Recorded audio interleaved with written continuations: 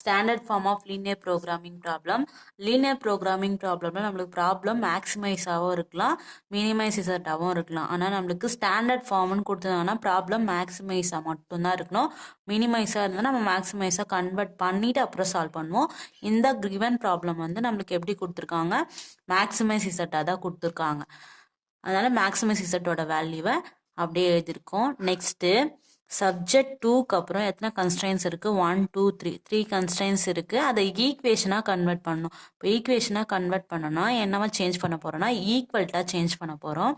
இப்போ first note பாருங்கள், நோட்டில் என்ன கொடுத்துருக்காங்க, லெஸ் கொடுத்துருக்காங்க. இப்போ லெஸ் ஆர் ஈக்குவல்ட்டுன்னு கொடுத்துருந்தா நம்ம என்ன ஆட் பண்ணணும்னா ப்ளஸ் வேரியபிள் ஆட் பண்ணணும், அதாவது ப்ளஸ் ஸ்லாக் வேரியபிள் ஆட் பண்ணணும். இப்போ ஃபஸ்ட் ஈக்குவேஷனில் பார்த்தீங்கன்னா ப்ளஸ் வேல்யூ தான் கொடுத்துருக்கான்.